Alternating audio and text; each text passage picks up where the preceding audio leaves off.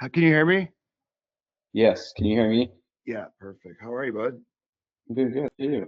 I was just in Orlando. Where do you live at? I live in St. Petersburg. I was actually just in Orlando too. Were you? Yeah, I was there Monday, Tuesday, Wednesday. Oh man, I should have called you. What'd you do? What'd you guys do? We stayed there for a week. Took the kids to all of it. It's just such a waste of money. Such a waste of money. Did they love it? I don't know. They're miserable after two rides. It's like, what? Why did I buy these two? They're five, four, and two. Foreign. Yeah, we took them to this new resort. It's like a water park resort. It's called Villatel. What is it called? Villatel. Villa Tel. Yeah, Villatel. It's brand new. It just opened. It was opening week. And Nice. we're in the pool the entire time, and they loved it. They're still young. They're a year and a half and 3. Yeah, that's what I'm But they saying. they just loved the pool, man. So they loved it. And the townhouse was incredible, brand new, 4 bedrooms. One of the bedrooms was like a How to Train Your Dragon theme. It had like a video arcade in it. It had Xbox in it. It had a Wow. slide in it. How much did this place cost?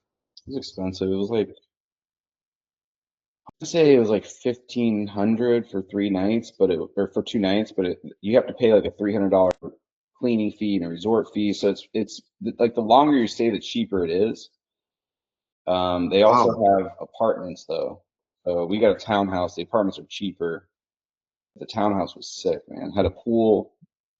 It was just Yeah. flat, Looks flat screen in every room. looks amazing. Yeah, it's great. Yeah. What's Splash up, Buck? pad, pool, slides, everything. Howdy. What's going Where'd you go, Dominic? Orlando, Nice. 5 days or 7 days. You get to relax. Was it work related or just family? Family. Relax with 3 kids. I don't Yeah, know. right. There's no such I thing. feel like this is a vacation for me to be back in the office. Welcome back. But you know what? It's only 12 o'clock. I just signed 2 new clients. We just closed 3 deals, all at 30K and above. So I'm fucking pumped.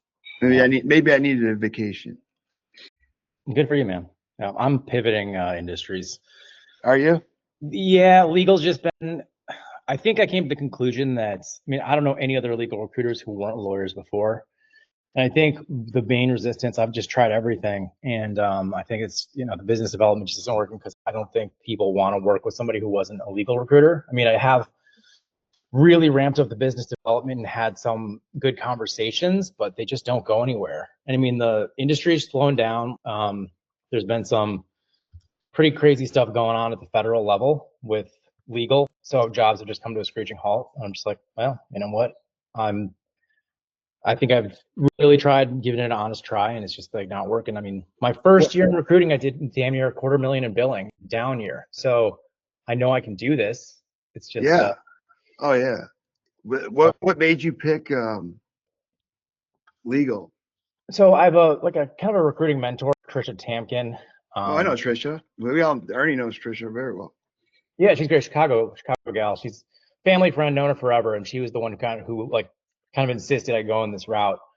Um, and I don't know how much thought she put into it, but I trust her, and so I thought it would be a good idea, and it just kind of hasn't panned out. So pivoting into vitamin supplement manufacturing, which I have a lot of connections in and know really well. So Well, that's what I was gonna say. Where are all your connections and where's your network? Right? Yeah. And interests too, like personal interests. Yeah. I'm totally into the fitness and wellness scene. So I'm just pivoting. Like my last week has been spent on pivoting to that, and already had positive connections. Already got an agreement out as of today. So like the 2 new clients I told you I just signed today, right before this call. Yeah. These are all networking. Right? Like tonight, I'm going to a Transportation Club of Detroit meeting. Right? It's all logistics people. This was from one of those from a year ago. The company was too small at the time to afford our fees. Now they grew up to like 40 people. Now they're like, hey, we need your help. And I go, proceed. It's all planting seeds, and it just, boom, one takes a year. And next thing you know, here we are. Sweet, man. Congrats. but I'm more pumped about the 275K one that closed. Wait, what?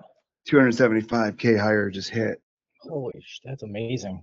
Like a What VP. role? Senior director of ops, and then we had two at 135 at 22.5%. So 135 times, That's insane, man. so that's 60K there plus 275 times 0.25. Oh, That's I a thought you were- $130,000 day. Not a bad day. Mm-mm. Great. Incredible. Not You a do bad that day. every other day, and you're fat. Yeah, you're right, Brent. Then I can afford Disney, like I was just there. Maybe I can afford it. You know, that place is such a ripoff. Oh I'm my going God. on Friday. Oh, good luck. Yeah. Which part? We're doing 3 park days. We're doing like Magic Kingdom, Epcot, and Hollywood Studios. So Okay. yeah. Barry was just there too.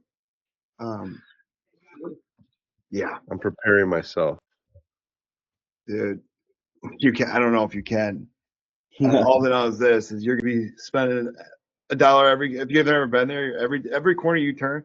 Look, I literally wrote it all out just so I can show my wife. She goes, I track everything, right? I go, here, look Yeah. how much you actually spent. You told me a trip was only going to cost this, but you didn't do any of this.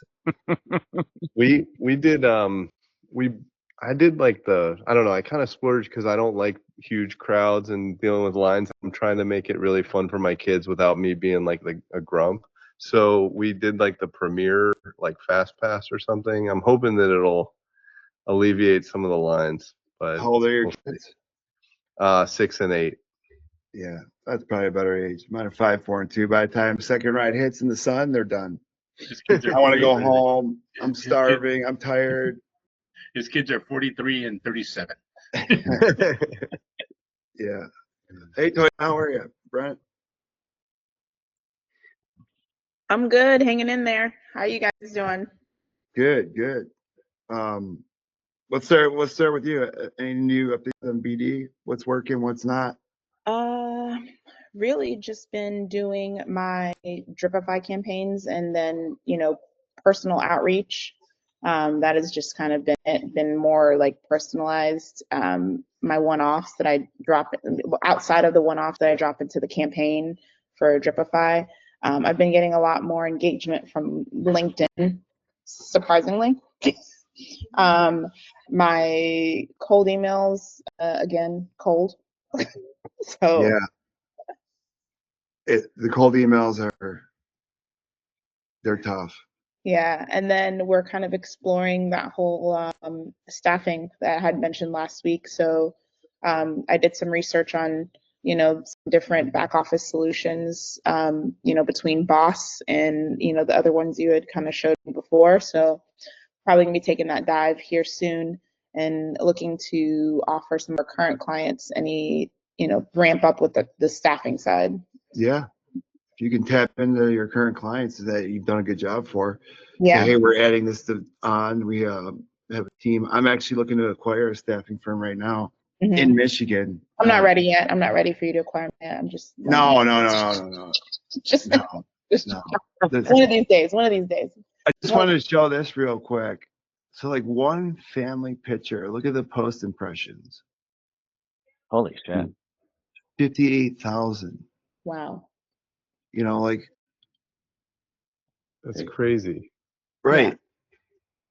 And it's like I think I get bogged down. Why is that? Did you like tag Disney? Is it like a I don't know. But look, this one had 108 likes. This one had no. I didn't tag anyone, which is crazy. Normally, It's probably just that Disney keyword now. word? Yeah. Maybe. Yeah. man. I'm gonna just put Disney in all my posts. What I kind of know. comments New did they town. write? How did they Look up- comment?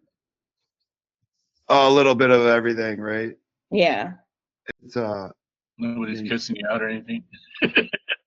No, it's just what's cool is like I posted that and I had like 5 people text me like, "Hey Dom, I got this. If you want a discount here, I can do it." Like it's cool the network that we end up building from LinkedIn. Yeah. But it's that has nothing to do with business, but it's drawing people into me to start connecting. And I don't know, it works. It works. If you're new to doing video, I'm telling you, it pays off after 5-6 months, sometimes earlier. There's this guy named Alex. Guys, just do a call. You don't have to sign up, but just do a call with him, just so he can show you the data behind videos. Here's his profile, and just pretend like you want to sign up. But look at that. So that's I just put in the chat. He came from the staffing world, and he was showing me the data on some of the videos that he does for people. It might be worth it. I might end up paying for it eventually here, but I don't know. The data and on the videos he was showing me for his clients that he uses, within 3-4 months, getting 500,000-600,000 impressions and How much does it cost? a lot. It was like A lot. it was like $8,000, and then you got to pay. He came from the staffing world, so you got to basically pay for somebody that he gets you in the Philippines to do your editing and all that. And I'm like, well, I could get that done myself, but the biggest thing is the strategy he has behind it and the SOPs but like 6 years at Aerotech, and then he went and did this on his own, and he's doing very well. But he charges a lot, so I don't know. But it might be worth a call just to show you guys that whoever's not doing video, if you're scared to do it, like start doing it, and here's why. It works. Yeah. Can you hear me? Yeah. I appreciate that, man. I'm just walking into the middle of the movie here, so I'm not. Oh, trying to cut this you is off. what it's all about. It's all about Scott. Jump in and out whenever you want. There's a guy online. He has an online presence. I think it's called Recruitame, if that rings a bell. Yeah, I seen him on YouTube. Yeah, so that dude, he really dies on the hill of doing like really specific target shooting, doing custom videos and sending it to CEOs to get retained business. And to him, it's totally worth doing like 10, 15, 20 custom videos a day, sending to CEO, because he claims he gets a really high open rate and it gets a better conversion rate, just to get his like one retained pitch a week.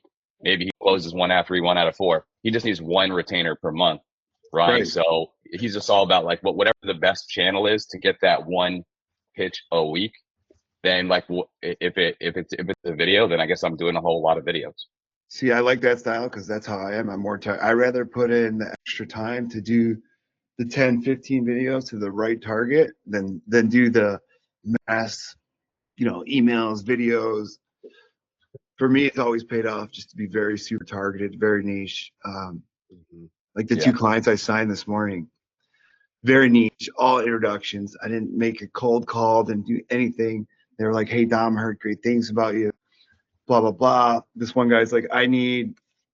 Here's my notepad. Look, I need 15 people over the next 6 months, all sales. So there's 15 more roles for me. And he's like, "I trust you. You tell me what the salary needs to be. Here's their current comp plan. If you need to adjust it, change it up, and I'll have my team look at it." And I go, "Perfect. As long as you're willing to." I hate when companies will come to me, especially for sales roles. If anyone recruits sales, they'll come to me and be like, "Here's it's 120 to 140 base," and it's like, "Well, hold on a second. We got somebody that's at 175 that might be worth looking at. It's going to give you a better ROI." And you know that, Scott. You recruit a lot of go-to-market people, and sometimes it's worth it. You pay for what you get, right? Yeah, you're either looking for the best or you're looking for the best that you can afford, but there's a big difference between the two. Big difference. So if you don't manage their expectations, then they're gonna even B players, B companies in particular, want the A talent. I'm usually don't have the heart to tell them you're not gonna get it, but if you're a B opportunity, at least have an A comp plan, right? So you can either coach them on the front end on you know, the million ways a placement's not going to happen and the 1 to 2 ways we can find things to make it happen, or let's just not waste each other's time. And not even that, and consulting them and guiding them, like, okay, well, hey, what systems and processes do you have in place if we did bring in a 2 to 3 year salesperson, right? Well, we're just going to shadow, or they're going to shadow. Okay, well, not everyone learns like that. I mean, that's how I learn, but not everyone learns that way, right? Like, you don't, like, they have nothing set up to go into Salesforce and show them how to use it, because Salesforce can get, does anyone use Salesforce? First off, it's expensive. Number two, it's a lot if you don't know what you're doing. It's just like any other tool. If you don't use it right, I mean, it's useless.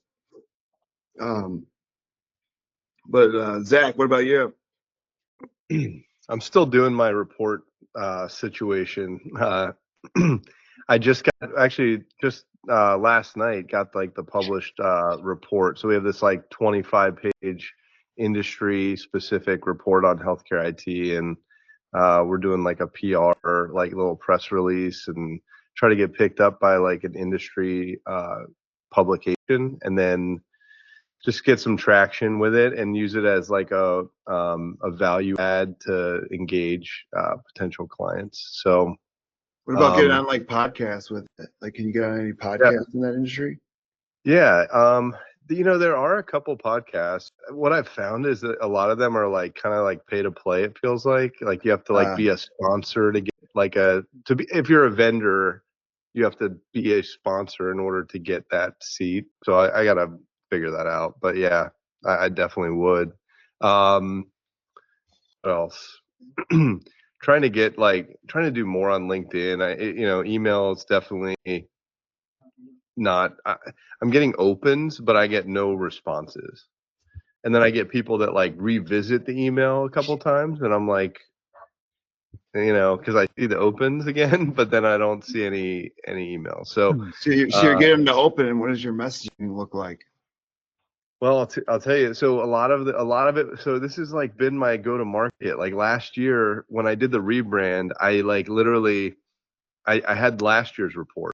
So I parsed out like a bunch of pieces from last year's report and made like mini reports were specific to like children's hospitals or something, right?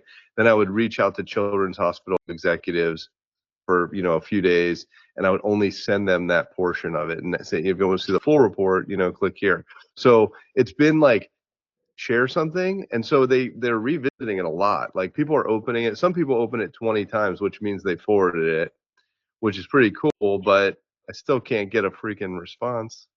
So Yeah. Let me see something. 1 second. And a lot of people do that, where they just have you know, they just know their TAM really well, and they'll just pepper just value added content over a long period of time, but none of it in particular has like a really clear call to action. So what you have to do is while you're like warming them up with that value added content, then you have to be really, you know, direct at some point, and then reach out to them directly and be like, hey, like when can we have just a quick conversation so I can just tell you what we're about and see if it is or isn't a fit relative to anything you guys have going on for the next 6 to 12 months. But you have to ask directly. yeah, no, Are you you're calling right. on top of that? So that's one thing I haven't been doing a lot of, and it goes back to this, like it goes back to this thing though. I'm so conflicted because space I call into is like really truly like enterprise B2B, but it's weird because like I just feel weird calling their cell phones. I've spent like days calling their work numbers, and I got 0 people on the phone. I mean, what's the worst going to happen? They're going to say no. Who cares? Yeah. Hang out. All right. Dude, what about a voice note via text or a voice note on LinkedIn Messenger? I've been doing that, and it's actually kind of good. Yeah. I will do that. I mean, I think that at least I know is landing with them, and it's not like calling their cell phone. It's not as invasive, right? But it still gets to their cell phone. I like that. Yeah, that is a good idea.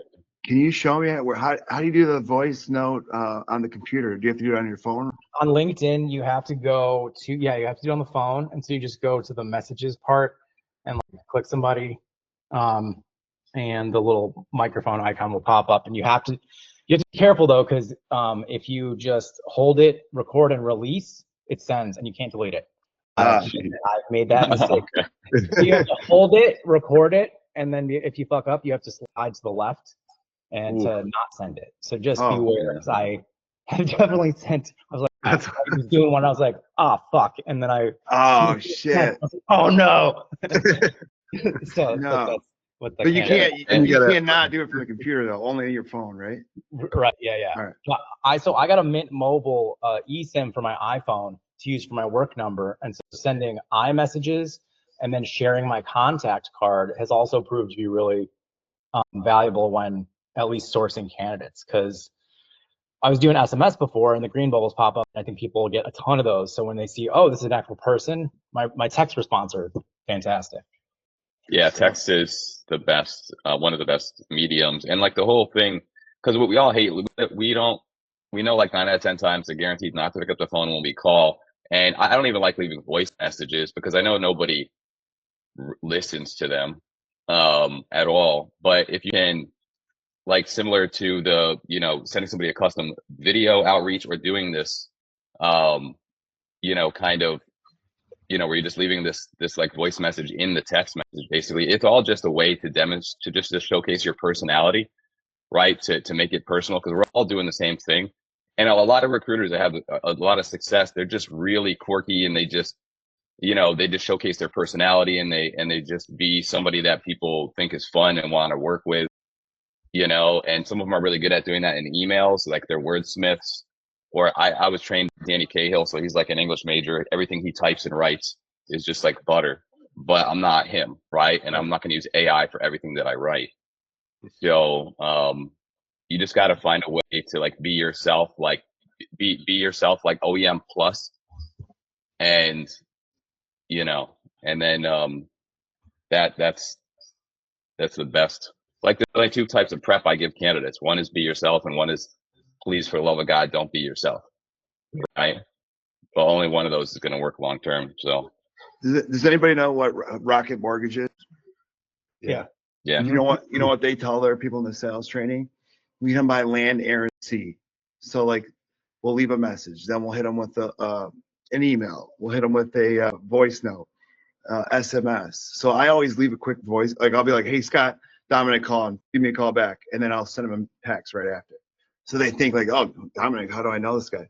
It's the way that it comes off. It's like, oh, did I talk to him? Because if you call me, I get 1 million calls a day, right? Like, oh, did I miss that call? Did I forget to call him back?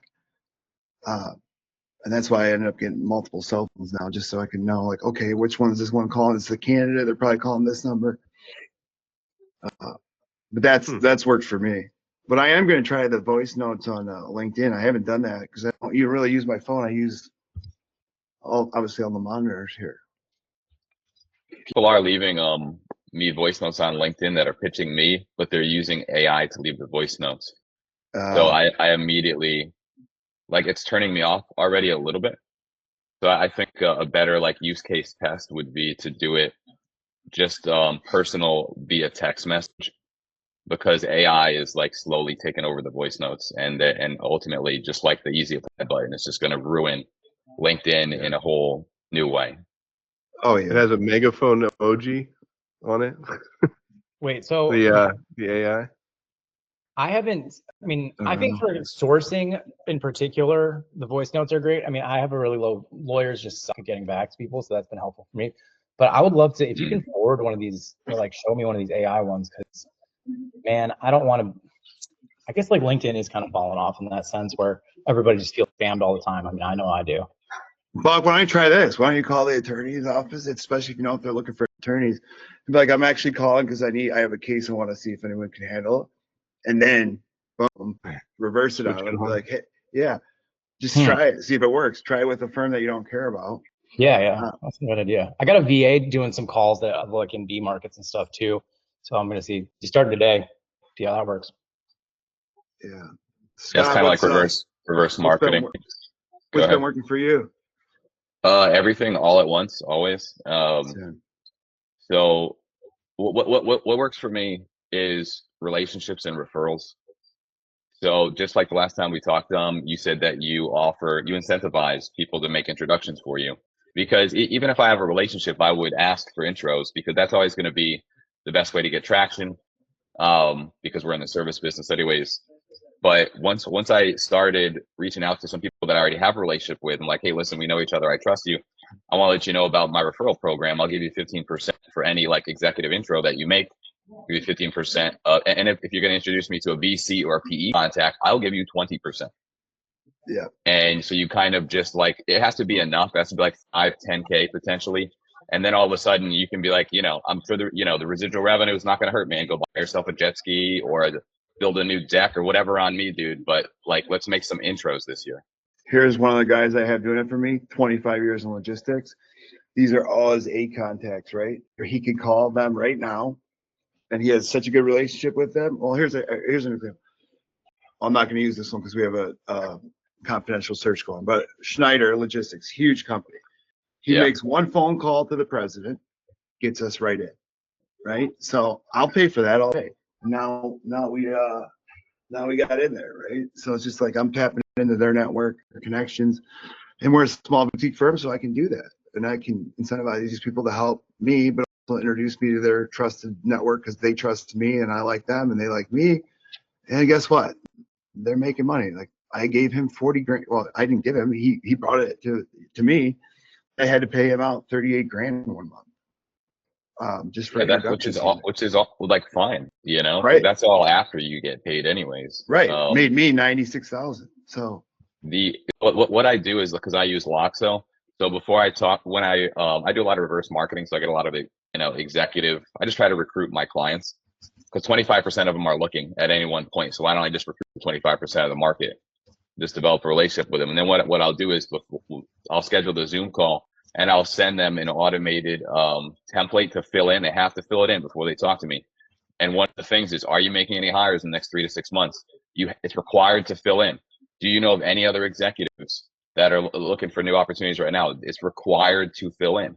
And do you what VC contacts do you have? It's required to fill in to submit the damn thing. And then I go to those notes specifically, and I'm like, can you introduce me to Tom? Can you introduce me? Right? They already spilt the beans in the lobby before the meeting. So you do that on the first call before you even get on a call with them? Yeah. It's like Google form you have that basically it's kind of a gatekeeping method, or like how does that work, if you don't mind me asking? Like, because when you're reverse marketing, they want something from me, right? They want me to help them get what they really care about, which is a new opportunity, a job. That's the real value they think recruiters bring, right? Yeah. More so than candidates. They don't care about candidates half the time. So it's like, okay, so if I have all this leverage now, right, because I'm this resource to them that can get them finding their next opportunity, how much leverage do I really have? As it turns out, a lot, right? So especially if they're active, right? If they're passive, maybe less so. But if I'm only doing reverse marketing to guys that are open to new opportunities, and they will do whatever I tell them to do, which they're pretty used to that anyways, because all the retained firms that are moving them through the recruiting process are asking them to do references at the beginning of the process. They're making them jump through all these wicked personality tests, a bunch of crazy stuff. Yeah. All I'm asking them to do is fill out a quick assessment. That's cool. Do you do it on Calendly, or how do they do it? With Loxo, they have Loxo. Yeah, Loxo. It's a Loxo feature. Cool. That's a good idea. Devin, how about you, bud? Well, I've had most success with just following up through LinkedIn messages recently of late. Kind of similar to what Zach was saying with the email plans. I haven't done the best job of honestly like continuing to follow up through emails, truthfully, via phone. But I found some success with just hammering people on LinkedIn, going after a couple different ones. I think I told the story last week about like going after the TA person and the HR, team there for one specific role that I was excited about. Got passed off by the TA person, but forwarded to that TA person through the HR. Yeah, that was great. That's great. Nothing better than that. Yeah, we like that. But I think that that's where I've had the most success, just reaching out directly on LinkedIn. I actually used an email for that. I know that might sound silly to be like, oh, wow, but instead of using it for candidates, I use the recruiter message directly. I've been diving into more searches for hiring managers through recruiter, with that being said too. Good stuff. I think he just came on the meeting, right? So relative to, I don't know if you heard this, Devin, but relative follow-ups, we were just discussing doing voice notes like in text. So you just record your voice over the text message and send it. So that's a good way to personalize the. I mean, it kind of hurts when they leave you on read, but I think overall, it's better. Yeah, that's good. It scared me when Buck said you have to slide left, but my fidgety fingers are gonna screw that up. But oh well, I'm gonna test it on you, Buck. I understood it way worse than any of you guys can, so don't worry about it. And it ended up okay. Actually, the guy he thought it was hilarious that I was like, oh fuck, and then sent it to him. You know why? I was like, oh my god, dude, I'm so sorry. And you know why? Because it's human. Yeah, you know exactly. what I mean? It's not AI. That's why. It's like, oh shit, fuck. I didn't know I was recording that. Leslie, I don't know if I met you yet. You there? I see a background. No, nice office. Ernie? Yes, sir. What's up, buddy? What's new on your end? What's working for you? Well, what I started doing was started looking at mindset, started looking at systems, and kind of thinking of people that are struggling right now, and then go back and figure out, okay, there are certain mindsets, certain mantras, certain affirmations you have to do. And then, because people will look at people like you and say, shit, how did he do it? And I think a lot of it is affirmations from whether it was little, going to college, learning, sports, or just what you're doing. And then what is the mindset to get going in your day? And so what are things you can say? And then the second part becomes a person does a lot of things, and how do you create a system? And so kind of like breaking it all down to myself and trying to figure out, if you look at people say, well, do job development and do client calls or candidate calls. And a lot of it's 50-50. In the morning, I'll do this. In the afternoon, I'll do it. And sometimes that doesn't work for you. Because in the middle of that, and I'm dealing with 4 or 5 other friends that are recruiters, but I'm finding that they're younger than me, but they're dealing with their elderly parents or a child that has disability, a child who has ADHD, a mother who has dementia, a sister who's schizophrenic. And how do you keep your world intact? And the only way I can see doing that is to not get so down on negative that life has screwed me up, but in the sense that all of these things are going to teach me something. I know Buck's personal adventure of what he's doing and traveling across the United States from one grand city to another. But just looking at things like that and saying, is there a way that you can help somebody? Yeah. And then looking at other sources of income within recruiting. Love it. Yeah. Yeah, should have multiple sources if you can. Yeah, I mean, you do a good job of doing that. But, I looked at some of my comments for the last 25 years and everything was leaning towards outplacement. And, you're coaching people half the time. So why not get paid for it if you figure out how to get into that? Right. Yeah. So, like I know Scott works with a lot of C-suites too, but like I had a guy, Scott, that paid $8,000 for his resume and LinkedIn profile optimization. And I go, I would have just did yours for free. I mean, maybe I should start charging for stuff like this. But $8,000 for his resume and LinkedIn optimization, and I'll show you. Like I shouldn't disclose his name, but it wasn't even that good. I mean, I could have did this myself in 2 seconds. Oh yeah, no, I see that too all the time. Yeah, so I just have a partner, and he does it for 2,500, and then he gives me 250 for anybody I refer him. So I'm still, adding the value to my network. and the guy's pretty good. You know, he's Yeah. been in like Inc. magazine and stuff like that, so he looks good. I look good. Look at this. I'll put this guy's profile there. Right? You tell me, is this worth paying $8,000? His resume does look good. That's his profile. I don't think anything could look good enough to pay $8,000 or even No. five grand, No. frankly. Because But the other part you play with is executives the pay fact it. that the other part you play with is the fact that sometimes people aren't working. And Yeah. you say, we'll take $8,000 out of this person that's not working. And if you look back at the history of recruiting, way back in the day, in the 70s and 80s and 90s, it was the candidate who paid us to help find a job, not the other way around. And somewhere it switched over to the company paying us to find them the right person. And Yeah. I'm not going to hate on it though. I mean, clearly the CEO feels like his time is worth it. So maybe clearly his time is worth no, Spence, more than we think it is. you got to tell them no. Just kidding. Yeah. Well, you nailed it. For them, it's time, and it's like, okay, no, I don't have the time to set up, but they don't know.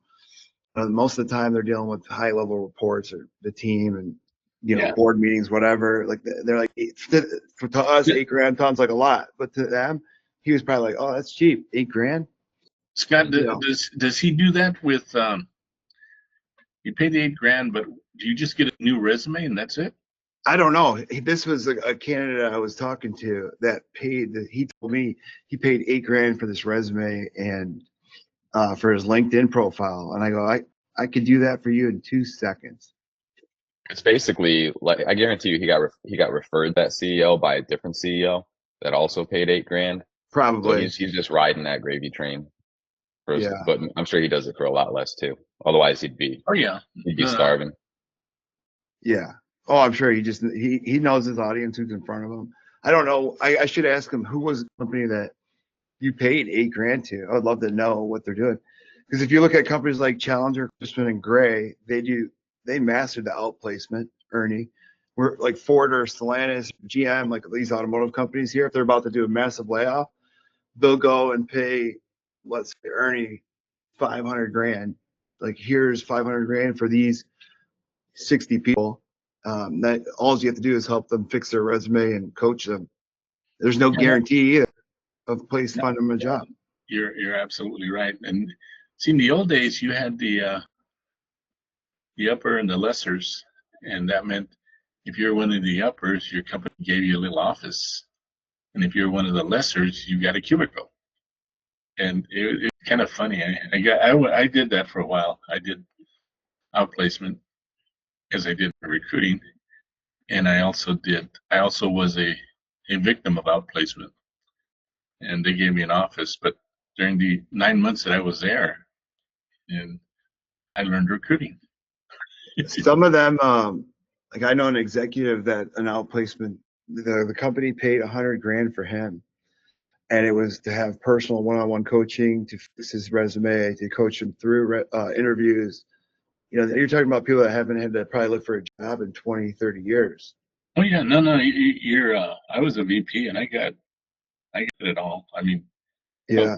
But in the old days, when they moved you, now it's like you're the flat fee. In the old days, they brought all your stuff. They brought my 2 cars from California. They bought my house, and they sold it low, and they paid me the difference outright. I mean, it was like, you're like going, whoa, this is pretty nice in this corporate world. And then you get the boss from hell. And nice, Yeah, that's brutal. Leslie, are you back? You there? Who's the 519 number?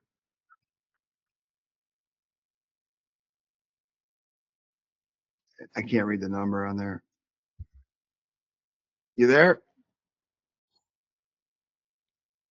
No. Hey, Dom. I know this is a BD call, but I have a weird question. Anything. Well, I just have a question about this. This is going to sound weird. Because I didn't grow up in the recruiting world, and I've just kind of been self-taught over the last 4 years.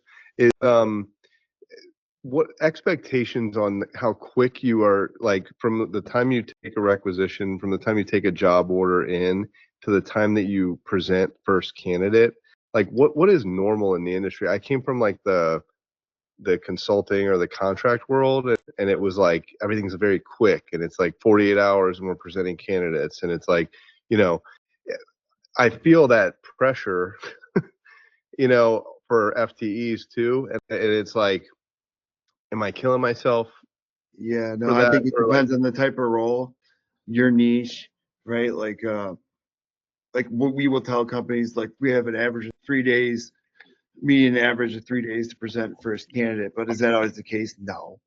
Like yeah, they got to be the right. Like first off, I gotta like how can you even really say that without knowing? Like I need to know what your culture's like, who's the leadership, what's the comp plan. I need to know everything to even make Yeah. sure that this makes sense for this candidate.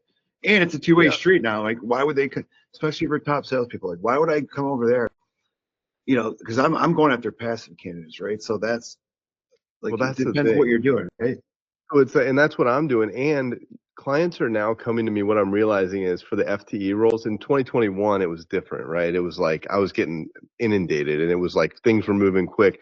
Now they're coming to me only for like the most hard to fill roles that have been open for so long, and they're urgent to them now. But it's like, so they put that pressure, but at the same time, it's like the market is like settled, and I have to like go actively pursue somebody who's sitting in a seat right now. Well, that's where you just go Takes with time. them with data points. Like I would pull up, like I just did today on this call with this company. Here, I'll show you. Because they're like, hey, we're having a hard time filling this role. I go, well, you think it's going to be easier for me? Right. What company is it? For me, Yeah, what are you trying to or what's the role? the role is it's an Epic ODBA cache. It's CACHE, CACHE. and then it's and then space ODBA. It's I think operational database administrator. I don't even know if that's a title that you can search on LinkedIn. What can you search on LinkedIn? I'll tell you. I mean, I've been searching cache ODBA. Hey, Zach, Zach, is that a contingency, a retained, an engagement? Contingency, and that's the thing. Like I'm doing all contingency, but it's like I want to move to some sort of engaged, because then it'll like allow me, basically like what I've encountered recently is like when I'm able to get in, it's competitive obviously when it's a new client, but even on my old clients, they're starting to like have new managers come in who are bringing other firms, and then like these firms, like you guys know this tactic way better than me, but basically they're going out and they're like canvassing the whole geography, and then they're like putting right to represents in place, and like, you know, basically like saturating a market. Then by the time I get there, like a day later, it's like, oh, I've already signed this form. So how long have you had it? Yeah. This search. I got this one on Friday of last week. What's the location? It can be anywhere in the United States except for California or Massachusetts. Yeah. Or Hawaii or Alaska. What I'll say as well is like there is a difference between a job and a B job, and Yeah. you know, engagements aside, right? What you really want to value more initially, based on all the contingent work you do now, is just to get exclusives and to Yeah. get an exclusive agreement in place. Because even you know, when I was learning in the business, my average close rate on contingency could have been anywhere from 30 to 50%. Yeah. So, and then once I started getting good and making sure I'm having exclusives, then I was able to up that close rate to 60%. Or with existing clients, it's going to be even more. But I'm talking about like net new clients where you have exclusives. So you really want to, because if there's more than one recruiter, if it's you and one other guy, then guess what? You're automatically below 50%. If there's three, then you're down. I mean, you want to put yourself in high probability situations. Yeah. Because you know, it's because it costs you money to work these searches. Oh, I know. You know, Zach, I would tell you, I do contingency, but I do it with the fact that if you don't I don't try to get worried about how long it's going to take to fill your position. Yeah. Because I think even if you get an exclusive and it tells exclusive, I don't believe them. I don't believe them. Number one. Number two is if it's a client that you've brand new or something, you can try. Yeah. But but if everybody's gone through Don't pay yourself. and they dance with it, you got to be in control of the whole thing, and you got to be able to walk away. And Yeah. that's an important part. And then more so than anything, I think when you look at what you're doing, you got to ask yourself, am I excited about this job? If Yeah. I'm not excited about Yeah. this job, it's not going to happen, or you're not. Yeah. Don't waste your time on a lot of it if they tell you, hey, you didn't feel it. And I know that's. You I know, look it's like you're right, Ernie. I totally agree with that. This one is like, this is like a new manager and an existing client, which is like, so it becomes tough because I'm only as good as my last placement, well, to anybody. look at it this way: with a new manager, right? You have to develop a relationship. But Yeah. understand this: if the guy's a manager, means he's not a rookie. He Yeah. comes from another company, and whenever you come from another company, you You've bring your seen. groupies, which are your recruiters. That's 'Cause true. one of your buddies that goes off to another company, he's calling you and giving Yeah. you a shot at his new company, and the Yeah. same works for them. Yeah. And Yeah. so you got to decide. You got to figure. Yeah, you're right. Because also no, you're right. And all it takes is for somebody to say, no, we're hiring an internal recruiter, Yeah. and they do that, and then you're out, and Do, so any, you do got to any of these just. candidates look good for you? Problem is, so this is the hardest part about this role. They really have to come from healthcare. So like so Epic would be a keyword that I would have to include in here. Epic? Yeah. Epic Systems or Epic. Yeah.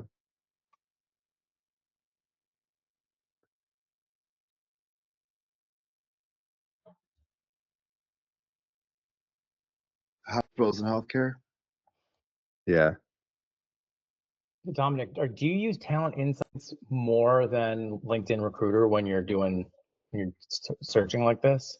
I use it I started to use it a lot more because I can pull this up, and with LinkedIn Recruiter Pro, like I'll show you, I can click these 381 professionals where Okay. I don't think you can. So That's awesome. You have Pro? I've been I've been doing it a little bit for just finding better like companies or like for business development, but I haven't really used it for sourcing. This looks like it's probably, I think LinkedIn it's so Recruiter is not easy. great anymore. It's literally easy to do recruit on here because it's like, boom, you can pull up the talent pool. And then I use that to show clients. It's like, here's the data behind what you're looking for, right? It's at very high demand for this role. So you go to that, you show them like, hey, here's the company's hiring. Here's where they're located. I mean, you just go to them would be with good. data points. Yeah. Which one? This guy? Just like probably Brian Hernandez. I think I've talked to him before. Let me see.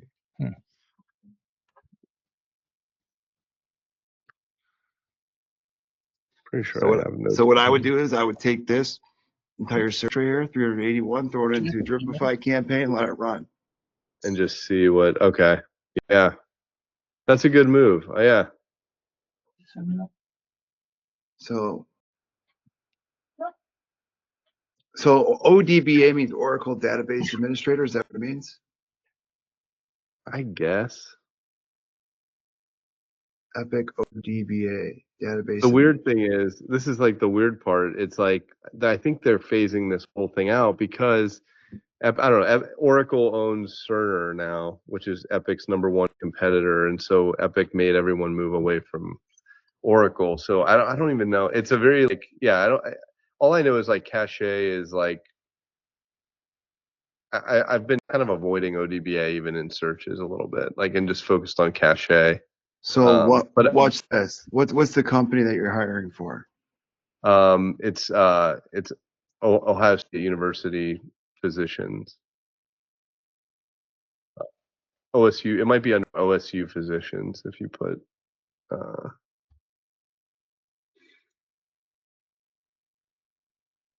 I'm under companies. Yeah.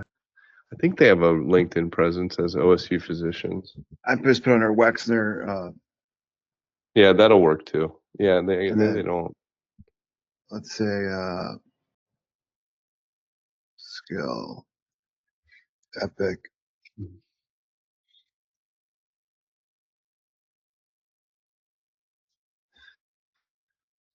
Let's see the titles that they have.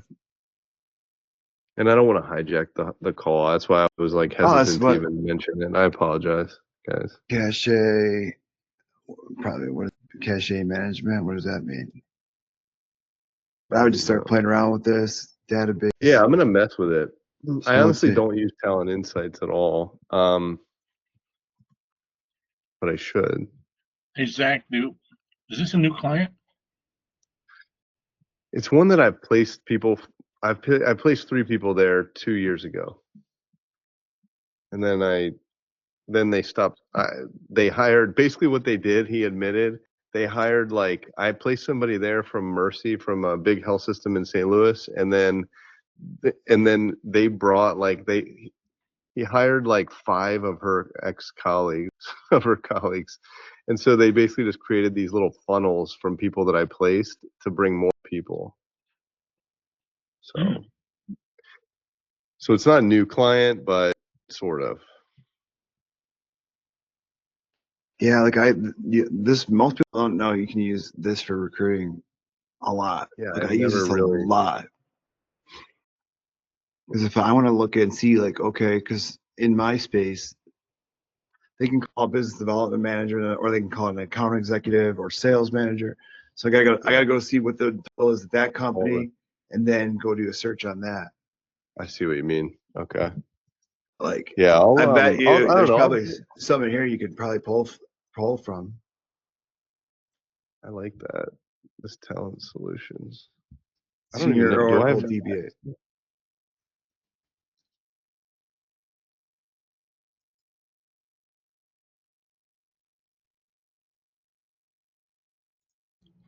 So maybe Yeah. what you tell Zach is, look, I've done a cursory search. It's going to take more time than I thought. Yeah. In order for me to devote more time to it, I do an engagement fee, and my engagement fee is $3,000. But understand this: once they pay you, then they own you. I know.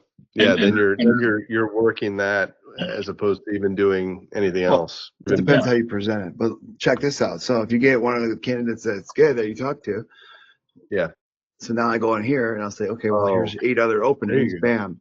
Yeah. So I can go market them out to these 8 companies now. Yeah.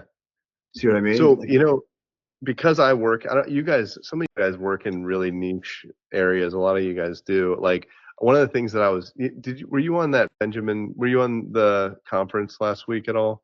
like I was on 2 of them. I was in Florida though, so Okay. Well, there was a girl who was talking about like using an API to like bring in jobs data, and I was like kind of researching it. Like what I might do for pro marketing for MPC campaigns is like basically create like my own.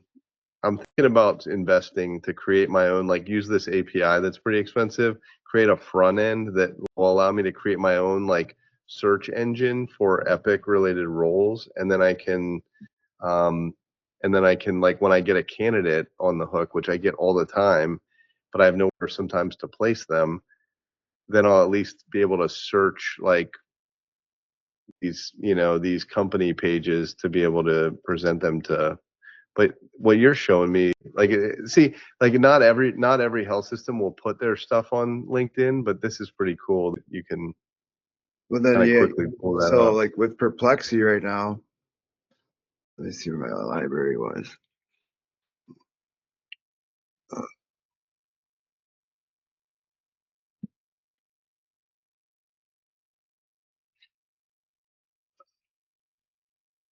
You can search, or can you search like public facing job sites on Perplexity? Yeah, I found me and Tom Alessio spent like 3 hours finding this. Really?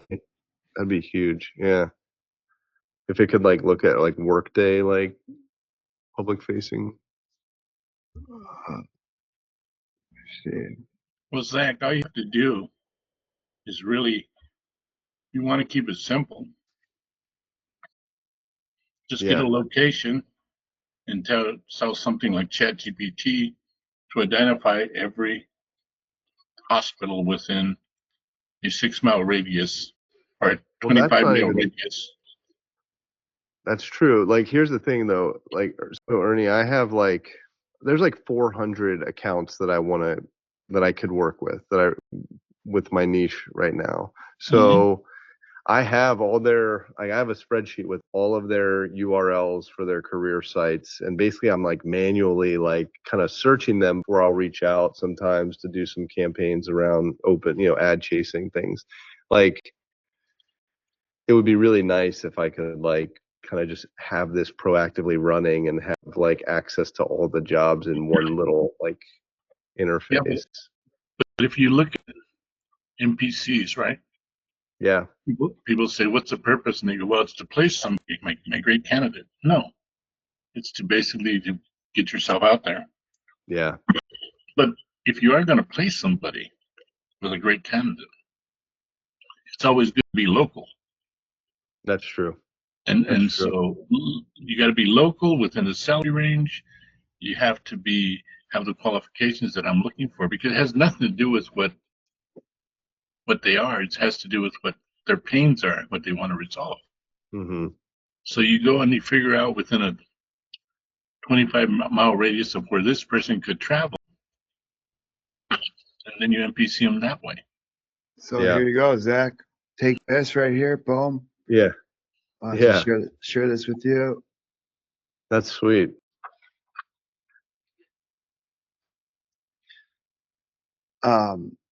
And you can go even deeper and deeper, but I'm just giving you the face of but I just kept going, and I go, give me, because it blocked me. It would be like, you don't have authority to get this contact information. I was like, yes, I have I'm GDPR compliant and all this, and then it started to give me the contact. You gotta just keep playing with it. Yeah.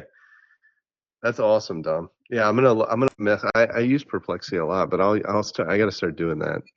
But it gives you the sources too, so you go in here like, okay, where are these sources coming from?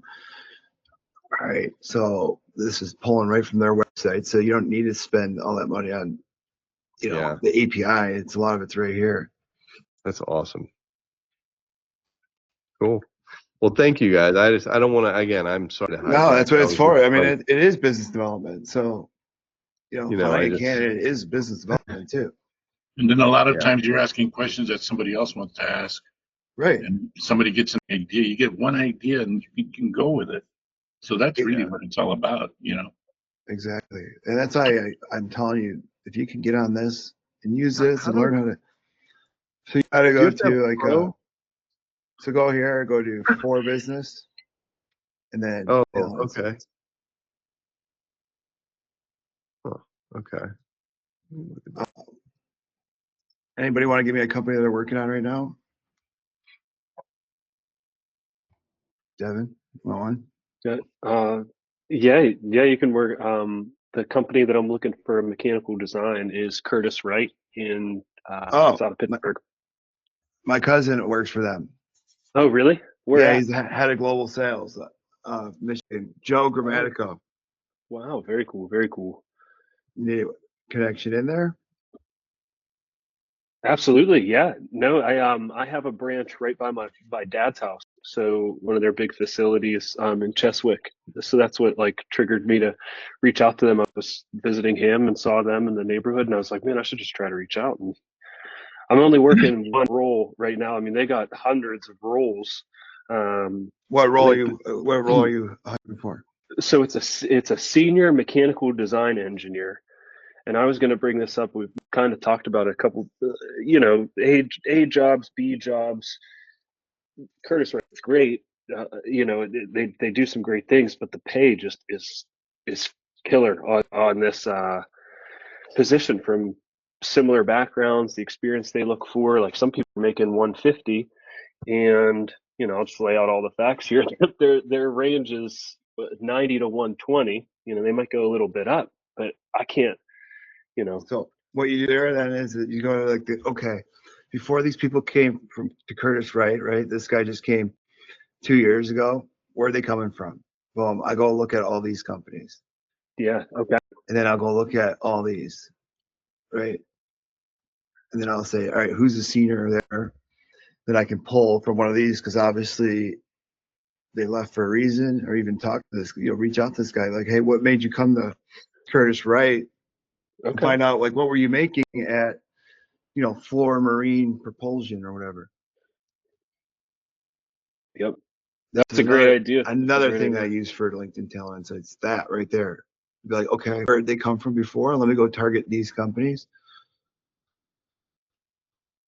Like, look, this guy jump, so he's probably Oh shit. in LA. What we could do, is it a certain location? It's like great. It's north of Pittsburgh, just like it's called Cheswick, but it's not. You're not going to really pull up anybody. I from the direct area, so I've just been using Pittsburgh. Trying to target north of Pittsburgh. I'm from there, so like south of Pittsburgh can be a little bit difficult to travel in, but it's not too far. See, like, I People would from even show them this. Monroeville. Right? Boom. You only have 11 in the area, in greater Pittsburgh region, right? So there's Yeah. 11. Very high demand. Out of those, here's the 11 that are available. But that's only under senior. Like, you might have to try SR. Like, here, let me do that real quick, just to see if that. I was just playing around with it too, because like you guys were saying, Zach, no dumb questions. This Talent Insights, I learned something new every day. The job post is huge, because like where I struggle, and honestly where I've slacked over, I'll just be honest, my 4th year, like talking to people for one job, oh, I'll keep an eye out for you, and I'll definitely try. And it's like, you don't want to raise red flags, but I like the job. I never even thought of the job posts, like checking out these recent job posts, to send people to, pulls up nice and easy. I mean, I know probably your job right here. Yeah. No, it's just at the senior level, but they're hiring for everything. And I don't know. One problem I'm having is like, and you go across their place and they've got billboards and everything. It's like these positions have been open 100+ days. It's almost like they were forecasting for the role. And then it's just been a lot of backtracking. Oh, well, I applied for that 4 months ago, didn't hear back. Can you help me? It's like, no, not really. Yeah. But I can see. So let's see, senior mechanical design. You only have 11 in that area. So I would even show them this, right? Like, Yep. while I'm talking to them on the phone, I always bring this stuff up. Like, first off, we're in very high demand. You have 11 with the title of senior mechanical design engineers. We have 112 in the greater Pittsburgh region. And then how many are closer to you? I mean, you can even do that. But like, okay, within driving range, we're looking at a pool of 5 candidates. Yeah. Now, out of those 5, you want to pay 90 to 120. Here, I already talked to all 5. This one's making 140, 150, 160. So we have 0 chance. So unless you want to go to a mechanical design engineer and work them up to senior level, that's your only option to fill in this role. Otherwise, we have to relocate them. How much is that going to cost you? So like, bring that as the consultative sale to the call. Like, Absolutely. I appreciate that. I appreciate the verbiage there with that. Because it's tough. I don't want to I've been on a dry spell, man. Like it's been like 5 months, since my last struck a chord, Zach, again, with you're only as good as your last placement. It's like starting to weigh on me. And it's like, I don't want to just turn away somebody and be like, this is a tough search. Well, that's what you're paying me for. But it's like, I appreciate the verbiage of being more consultative with that approach. Yeah. I mean, that's why they're bringing you in, right? Obviously, it's tough. They already know that. Otherwise, they would already filled it internally, especially Curtis Wright. So I'll be like, yeah. So if somebody wants to get this talent thing, how much does that cost? I don't know. I have a RPS. It's like recruiting professional services license of LinkedIn Recruiter. Yeah, I mean, I'm paying. It's like So yeah, I do have access to it. I've actually never used it. It's asking me all these questions to like See what set I up mean? the- That's how bad our LinkedIn account reps are, to not Yeah. even tell you that you have this and how to use Yep. it. Like mine didn't even tell me. I had to literally go out there and figure it out after somebody showed me this. I emailed her, I go, hey, do I have this since I pay all this money? She goes, yeah. I go, well, why wouldn't you ever tell me that? Yeah. Then I went to we're her paying office. so much money. But even sometimes they don't even know what it can do. They're Right. just selling it. Yeah. And sometimes so. That's But when I you call find them. for what we do, it's very beneficial if you know how to use it right. I got to tell you, I paid for a separate tool that did exactly this for like a year. I paid $3,000 for a tool called Lightcast, and I'm a complete idiot. No, just didn't know at the time, right? You know how much money I've wasted over the years? I That's should why we send do that these calls. bill to LinkedIn. Yeah. That's why we do these calls, because I've wasted, I don't even know, a lot. Let's put it that way, off with trying different tools. And I'm like, wait, I could have just did it right here. It was right in front of my face. You just never knew. And that's why these calls, because believe me, I learned just as much from you guys on these calls too. It's like, oh, yeah, I forgot about that part. You know, like, oh, what was I thinking when I was first in the game? How did I do it? And there's things that you forget, and there's things that you pick up on and just add to. But like, I can't tell you how much I use this, especially when I got on a call with clients. Like, they're just so impressed. They're like, wow, you have all that data. You know, I'm like, yeah, and that's why you pay me. I come to you with all this data. I know exactly who's moving, where they're moving from. That's awesome. Yeah. So, and you can print a report so once you do your search, you can have a report about it that you could maybe like a PDF you could share. Yeah, right here, export to PDF. That's cool. Yeah. But understand if you're doing it as a contingency, as opposed to an exclusive, as opposed to retained. Yeah, you different don't want to, different levels of how you want to set up your business. Yeah, that's true. Man. Hi, Jerry. Dominic, what's the, I'm sorry, I'm a couple minutes late. What's Oh, the tool that you're using? This is LinkedIn Talent Insights. I don't even think I know what that is. So if you go on your LinkedIn, click for business. And then if you don't have it right here, then you don't have it. Where, I'm trying to see. So just Where did you cut? For business. Yeah, for business. Okay. So the difference, and this is what the LinkedIn told me, this is why I have access to it, and a lot of you don't, because people ask me. I can see the talent, I can see the jobs. Here's the other jobs posted for that one. I can see all the professionals for that specific title I'm searching for. I pulled it up, but it says to contact sales. So do you pay for it? I don't know. It might come with LinkedIn. Do you have Recruiter Pro? No, I don't have Recruiter. That's something I'm gonna get. I just have Sales Nav right now. Okay. Yeah. Like if you there's a Friday call that Ernie has too, where they talk about like tools with Sales Nav, what to use with Sales Nav, like Jobin.cloud. For me, it's just been easier because I'm so used to LinkedIn Recruiter Pro. It's all right there. And we get our ROI there from month one. So for me, it doesn't matter. I'd rather pay for it. And one of the things you want to look at is what's your budget? Because I've been talking to other people and other recruiters, and I ask them, so how much are you paying? They go, you know what, I don't know. She goes, this one recruiter I was talking to, she says her husband keeps telling her, well, why are we paying for this? And why are we paying for this? And what is this?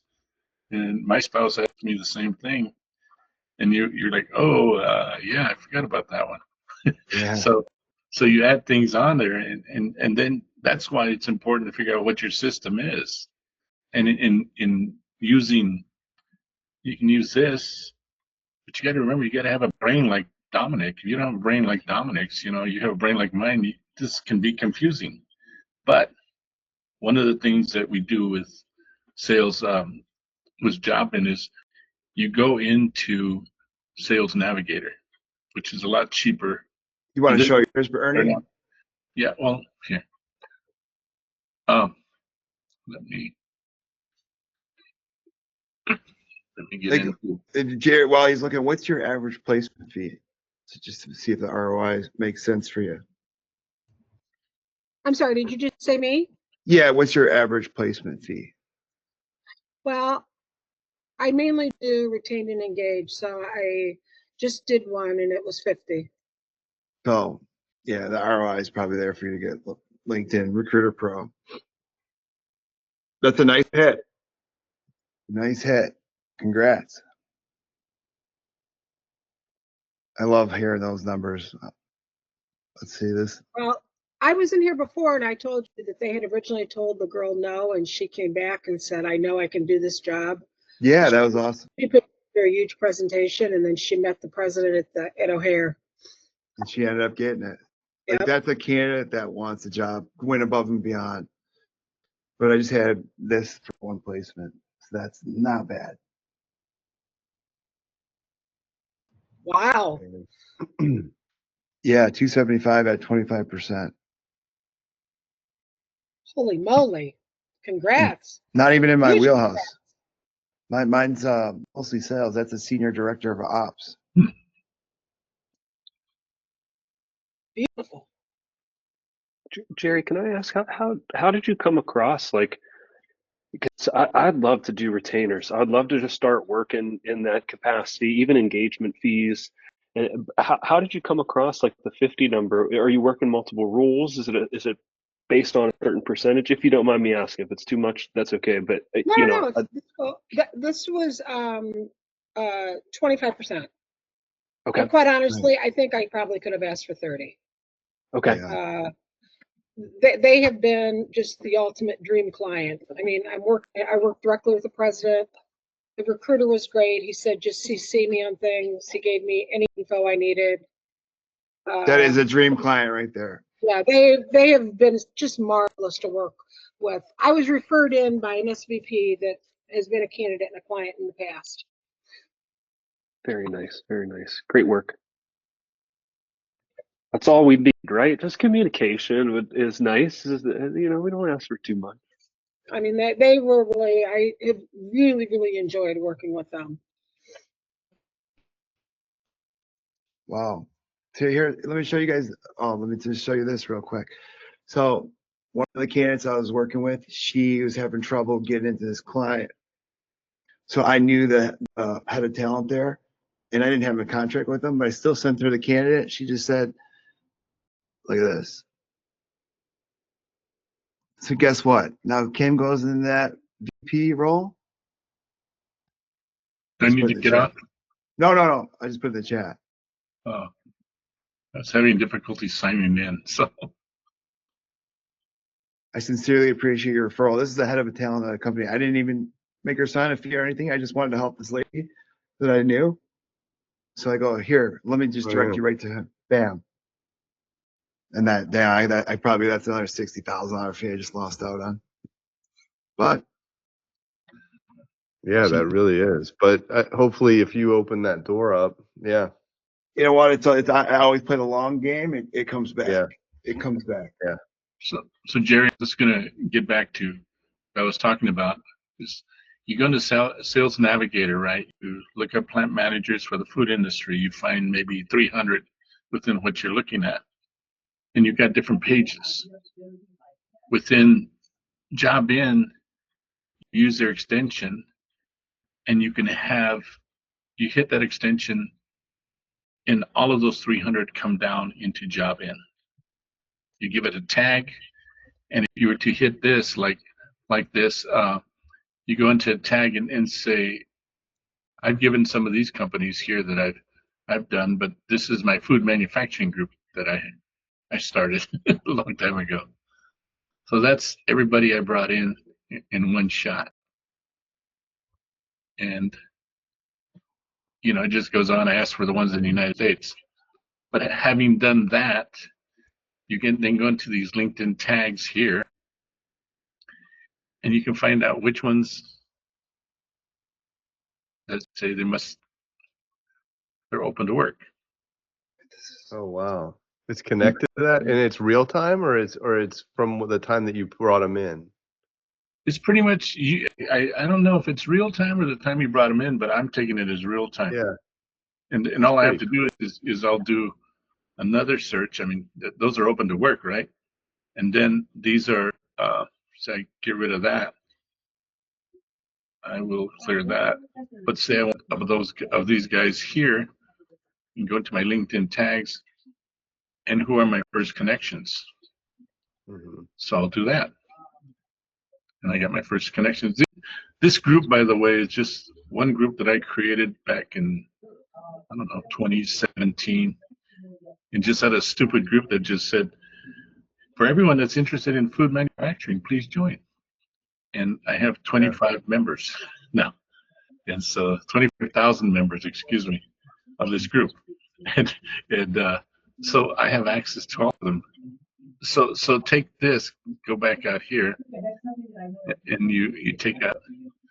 Oh, let me get that, reset that. But it's got a lot of different things. But if I go into resetting this, I get everybody, and I get 11,000 people in here that I've downloaded either from whatever. But of those 11,000, I just maybe want to figure out which are the 11,000 that are open to work of the people I have in my account. And remember, in LinkedIn, you either have that little open to work on your profile picture, but sometimes people don't put it in there, like this guy here. And so of these, I got 513 people that are open to work, and then you can put in their job titles or whatever, and gives you a head start. But if you go down to this, to the very bottom here of the 500, and or wait here, let me do this and do that. And if I get everything, now at here I can assign them to a job, and I don't think, first of all, jobbing is as great as I look at it as a kind of a sorter. But the thing it can do, it can send messages, and I can send messages within my email, or I can also send messages as a if you click here in InMail, you could then send messages there. You could send messages in other ways, and then you can send to your first connects, and then you can separate them out and go into your second connects.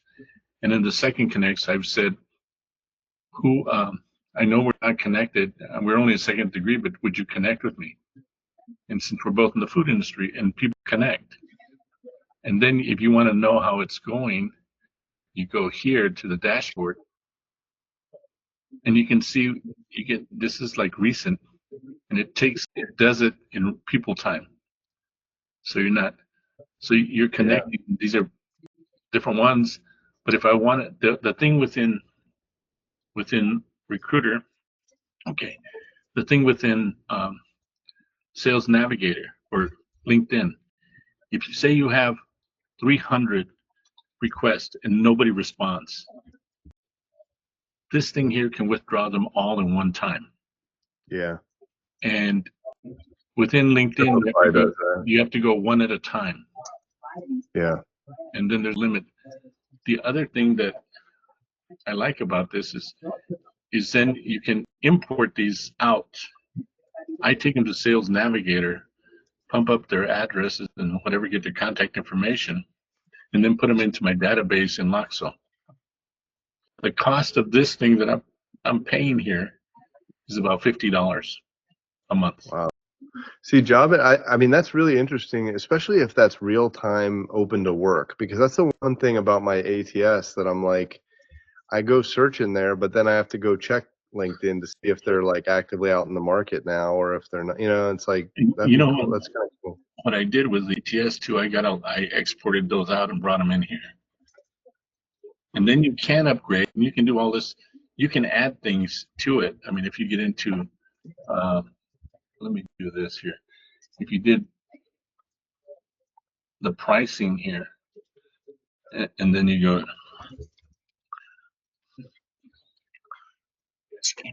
job in pricing. The crazy part about it is, okay, That part's confusing on the pricing. okay, That's well, a matrix. here it is, and it's US dollars, and you could do it monthly, and there's a different charge for annually. But you see, if you go monthly, put a US dollars, you can get the whole bundle for a starter. And then you can do, say you don't want the starter, but say you want instead, you want their ATS for free. You want maybe their LinkedIn automation, which I want to pay for the pro. And then I have my chat GPT, which I'll pay for $4. And that cost me 36 bucks. So you try to create it so that, I usually maybe do this one here. And that's what I'm playing with right now. A couple of starts. But if you wanted to get into this thing and you say, I want to do the starter, that's $75 a month. My recommendation is you do the starter for a month, get yourself set up, figure out what it is you like, and then you just can use it. None of this here is what you have. That's too much. But the pro is here. But if you did the pro, it'd be 146 a month. But I use this as a sourcing tool to assist me in Sales Navigator, because I don't want to pay for a recruiter. Yeah. And my cost of running my business is about $6,000 a year. Wow. So $6,000 to get 100,000, 200,000, you're doing all right. You're not breaking the bank. But when I get rich like Dominic, then I'll pay for the rest. But for right now, I got to eat. I got to pay the water bill. But at the same time, you got to figure out what your system is. So to me, it's Sales Navigator. You go into here, clean it up, figure it out, send out my LinkedIn messages, go into Sales Navigator, up, and then get all that information into a Excel spreadsheet, CVS, and then load it into my ATS, which I have two. I have TE Recruit, and I have Loxo. And so I'll put them in there, and then reach out to them however I feel like it. But and you assign them to a job, and you do your other business that you can do within Loxo or within TE Recruit. But you got to have a system, and that's a lot different than what Dom does. But yet at the same time, it's got to be your system and how you do things and how you understand it. Because if I try to do things like Dom, I'd go crazy. But if he tried to do it like me, he'd go nuts too, because he'd be so frustrated. So, yes. But it's all up to you in figuring out what you can do and what you can afford. Because if you go into some of these systems, you're going to find that it can run up. Like there's some great systems out there. But I was dealing with PIN yesterday. Oh yeah. And PIN, and I went through it and I talked to him. And I said, "How much is it a month?" Right? Because the first rule. And he goes, "It's 200 or 296 or something like that." And I'm going,